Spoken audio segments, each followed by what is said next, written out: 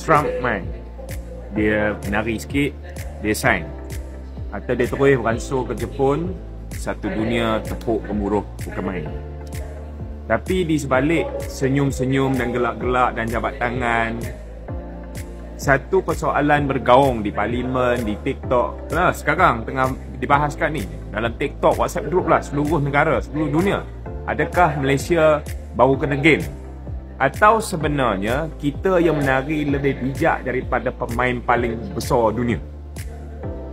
Kerana di sebalik perjanjian perdagangan timbal balik, timbal balas antara US dengan Malaysia ni, khususnya bab atau bahagian tentang mineral critical, tersembunyi potensi yang boleh dan mampu mengubah ekonomi kita untuk satu generasi yang akan datang, a whole generation. Mau kita nak jelaskan di bawah artikel 5.2 dan 6.1, di mana Malaysia bersetuju untuk kerjasama dengan Amerika Syarikat dalam pelaburan dan dasar ekspor bagi mineral critical, bahan yang menjadikan telefon handset kita berfungsi, kereta EV kita bergerak, dan roket boleh meluncur ke angkasa. Now, US dapat kepastian bekalan, Malaysia pula dapat kepastian permintaan, pelaburan jangka panjang dan pemindahan teknologi dan teknologi yang boleh mengubah lumpur menjadi magnet dan tanah liat menjadi microchip dan semiconductor. Nah, ini bukan lagi cerita nak cerita dululah di mana kita korek, gali mentang-mentang, jual mentah. Tak, ini bukan cerita tu dah, bab tu dah lepas. Ini peluang kita untuk membina ekosistem penuh dari lombong ke magnet, dari magnet ke pasaran. Ibarat kita bukan saja sekadar nak menanam koko, tapi sekarang punya satu empire coklat kita diri sendiri. Dan sekarang, yelah, di luar sana, di dalam parlimen pun ada yang bimbang. Macam mana dengan rakan sebati sejati kita China? Adakah kita berpaling tadah dah dan menyending kat US dah? Tak, sebenarnya tak, jauh daripada itu. Neutrality ni bukan gunung yang susah didaki sekiranya kita yakin dengan kekuatan yang kita ada dan jelas dan teguh dengan pendirian kita sendiri.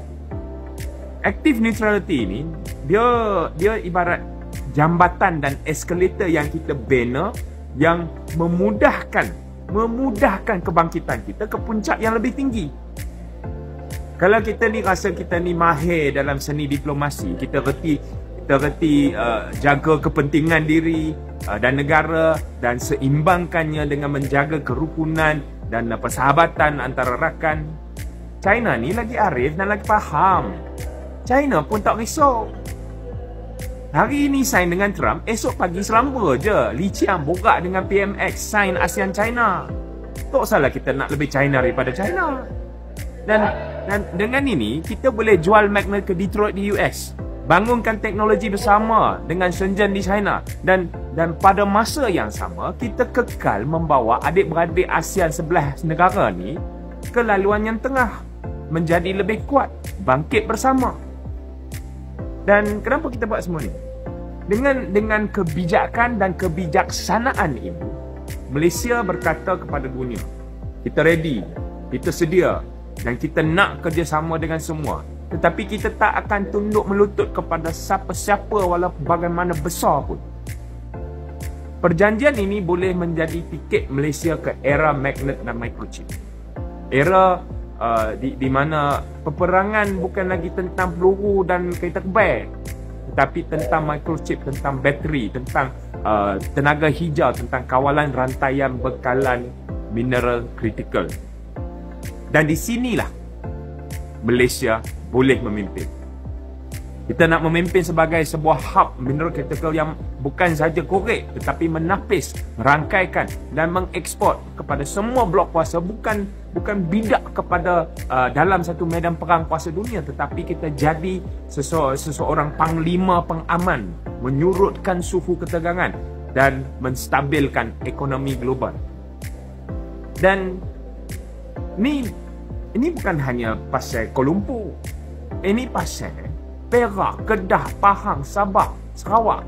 Semua negeri yang ada potensi mineral mesti turut mendapat manfaat. Sebab itulah kita perlukan yang pernah saya tulis, MISRANAS, Mineral Strategic Negara, sebuah entiti, sebuah wadah, sebuah national aggregator nasional. Ia bukannya nak merampas kuasa negeri.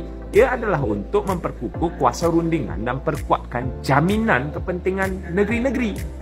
Supaya Malaysia kita boleh bersara sebagai satu suara besar dan bukan suara kecil yang merebut sisa di meja dunia.